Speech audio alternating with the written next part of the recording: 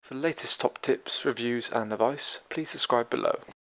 Hello and welcome to Attwoolls Outdoors with me, Mike. Today I'm going to give you guys a bit of a pitching video on a product from Zempire. So what I'm going to do is pitch the Zempire Pocket Rocket. So toilet tent, but it's kind of like the toilet tents are toilet tents. So it's big, it's bigger than your usual toilet tent, but what you also find actually, to be fair, it has more features built into it as well. So you benefit from kind of quirky little things like a toilet roll holder, or you know, also a bit to put the shower unit in it. So what you find is that you've got fiberglass poles. So what I'm going to do is basically get these all open initially. So we spread them all out so we know what we're going. Also, you want to choose where you want it to go. So we'll spread these out like so.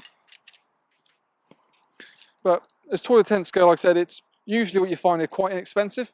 Zempire being Zempire, you know, everything is got to be done to the nth degree. You know, they don't do anything sort of by half measures. So that's kind of essentially why you find that, you know, what you're paying for a pocket rocket is what you're paying for a pocket rocket. Things like your fiberglass poles aren't sort of, you know, small little thin fiberglass poles. They're good sort of almost 11 mil, probably about 12 and a half actually, which is pretty much unheard of for a tent itself. So now we've got the material itself, we're going to open it up so it's not inside out. Now what you want to first do is find the initial hub right in the heart of it, which looks like that. Now there'll be a little clip, so you can actually kind of just clip and slide that onto it, sort of position like so. Once it's physically on, what you want to do is try and find the front door, as we have there, and then the poles are kind of go off it into like a spiral kind of shape. Now, I would do it in kind of a circular motion rather than going to and from it. I find you put less strain on each individual pole. Now, each pole will have kind of an end with a metal kind of ferrule on the end and one without it. It's the one without it that's going directly into that. So we'll feed that into there, like so. And then we're going to follow that point down the leg. So down, if you want to find a seam, for example, down the seam to a point where you've got your ringing pin. So, like I said, the initial one's quite easy because you've got no kind of strain on it. You want to flex it a little bit. Once you've kind of flexed it, I would almost clip it on just to give it a bit more stability. So once we've done one, we'll move on to the second. It doesn't really make a whiz difference if you go clockwise or anti-clockwise, but you do want to do it, like I say, in a circle kind of fashion. So that's the first one done. Next one. The key thing is not to put too much strain into the pole, because what you find, because it sort of is fiberglass, even though it's a heavy-duty fiberglass, you know, it is more prone to kind of breaking. It's more, you know, a way of offering something that's kind of lightweight, but still kind of, you know, inexpensive. So feed that through. Again, we'll clip the poles on.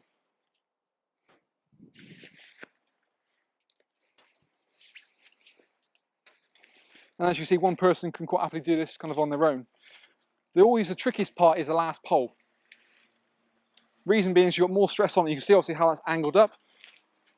So you kind of want to be obviously a bit more careful as you kind of go forward.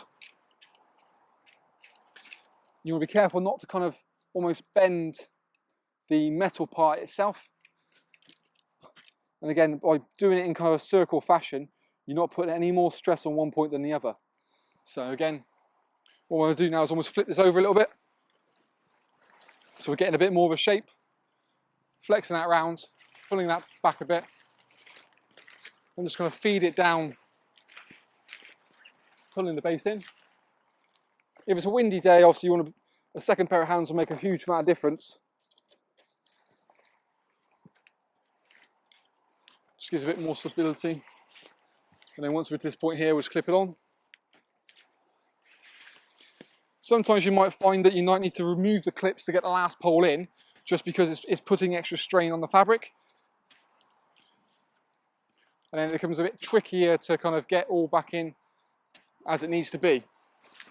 So Last but not least, feed that through.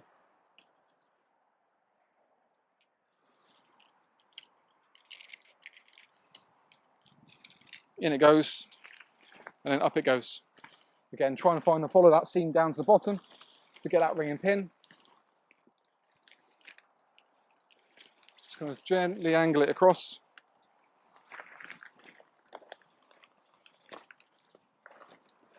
There you go, job's a good one.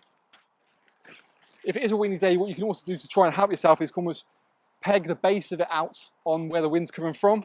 And it's just going to kind of, yeah, again, stop it from blowing any further forward.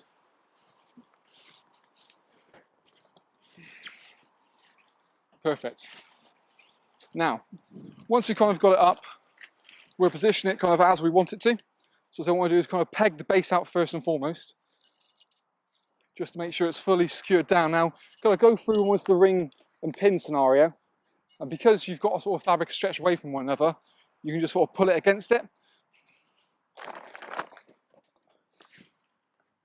And really you want it almost like a perfect kind of rectangle in many ways, because that's exactly what it is really. But you've got a webbing strap at the front as well, and that sort of stops you from overstretching the front door.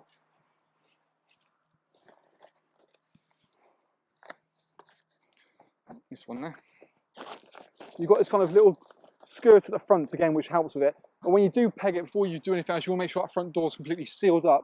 Otherwise, again, you find yourself overstretching the zip.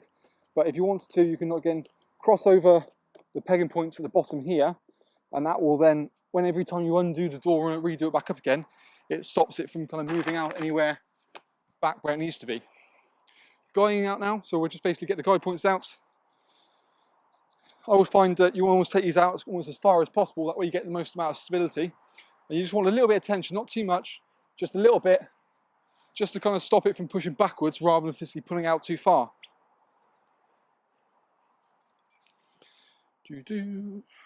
But even classic kind of Zempire, you've got your sort of metal, sort of gold, kind of colour plated little line pullers, and you've got obviously this beautiful colour.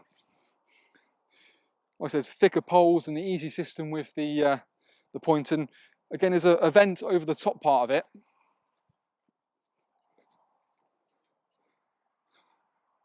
There's a vent over the top part which just kind of allows you to have circulation. So if it's a nice day, or you know you've got a particularly smelly member of the family, you can just remove that part. And like I said, the top part here, you can almost, it's physically fixed on 2 points here and here, so you're never going to lose it, which is a benefit. But then you clip it on and it goes over the top. Now, sometimes it's probably easier just when it's all up, as you see, but again, if you're tall like myself, you can kind of get away with taking it over the top, toggling it on the point here, and there's a little point just to hold it, and it's just the last bit at the top, which is always the trickier part.